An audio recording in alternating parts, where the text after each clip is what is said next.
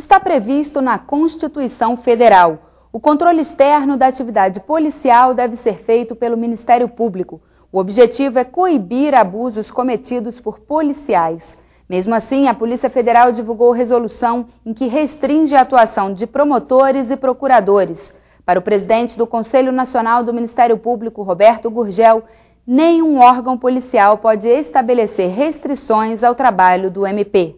A nota técnica do Conselho Nacional do Ministério Público é coerente com o que está escrito na Constituição brasileira. Cabe ao Ministério Público o controle externo da atividade policial. O documento foi assinado pelo presidente do CNMP, o Procurador-Geral da República, Roberto Gurgel. O controle externo da atividade policial tem entre seus objetivos garantir o respeito aos direitos humanos, prevenir ou corrigir ilegalidades cometidas durante o processo de investigação criminal e preservar a probidade administrativa no exercício da atividade policial.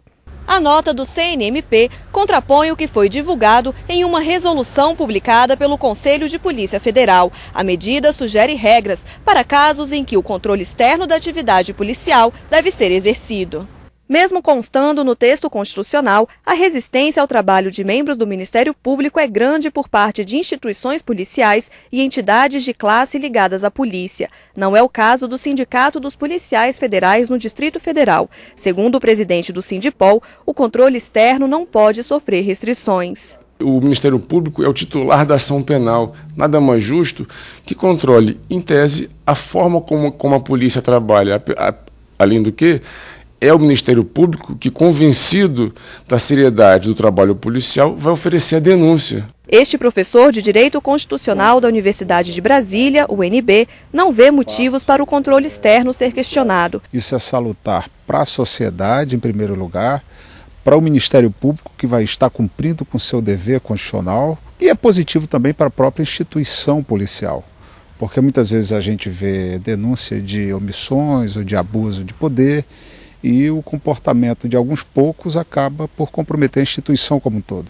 O CNMP expediu também uma recomendação aos membros do Ministério Público em todo o país. A orientação é no sentido de que o controle externo da atividade policial continue a ser exercido como prevê a Constituição e que, se houver casos de resistência, os servidores envolvidos deverão ser responsabilizados. O Ministério Público não pode se afastar do cumprimento desse dever constitucional de exercer o controle externo da atividade policial.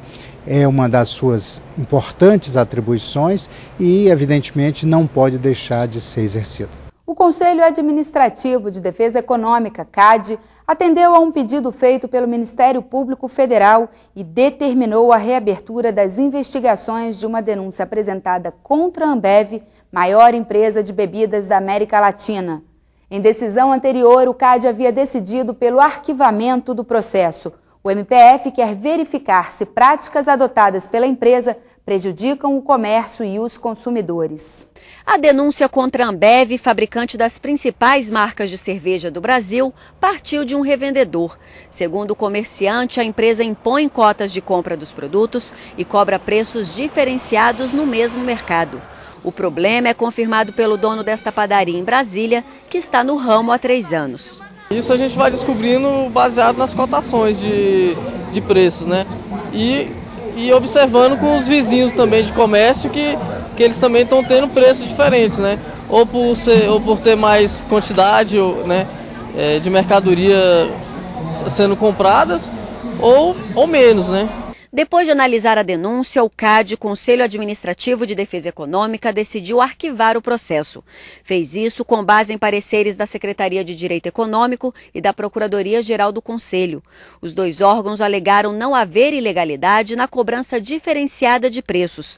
Os argumentos não convenceram o Ministério Público Federal, que pediu a retomada das investigações. O que pretende o Ministério Público é que seja aprofundado o conjunto de investigações, de atos investigatórios, enfim, para que nós possamos saber se de fato há esse sistema de cotas para alguns e se há a diferenciação de preço para outros no mesmo mercado. O pedido foi aceito pelo CAD, que determinou a retomada imediata da apuração da denúncia. Não é a primeira vez que a Ambev é investigada por concorrência desleal. No ano passado, o Conselho aplicou uma multa à cervejaria no valor de R$ 352 milhões. Na ocasião, os conselheiros entenderam que um programa de fidelização imposto pela Ambev aos pontos de venda prejudicava a concorrência e os consumidores. Esta decisão do CAD, que é anterior a este processo, ao julgamento desse processo, é relevante porque demonstra que já há uma tendência, uma prática natural, sem embargo da existência de outras grandes corporações que no Brasil se valem de similar estratégia comercial espúria para eliminar concorrentes, para dominar mercado, para obrigar alguns revendedores a vender os seus negócios a preço vil.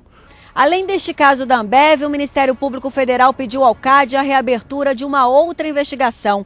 A denúncia feita pelo Sindicato da Indústria da Extração de Sal e pela Federação das Indústrias do Estado do Rio Grande do Norte é de que a empresa chilena Impremar estaria praticando preços de frete de sal inferiores aos de mercado, para diminuir o valor do produto produzido por empresas que fazem parte do mesmo grupo que ela, o que para o MPF pode prejudicar o Rio Grande do Norte, já que o sal representa hoje uma grande fatia da economia do estado. O esquema funcionava assim. A Impremar vem cobrando para trazer o produto do Chile preço semelhante aos das empresas nacionais, mesmo tendo que percorrer uma distância 3 vezes maior daquela praticada entre o Rio Grande do Norte e o Porto de Santos.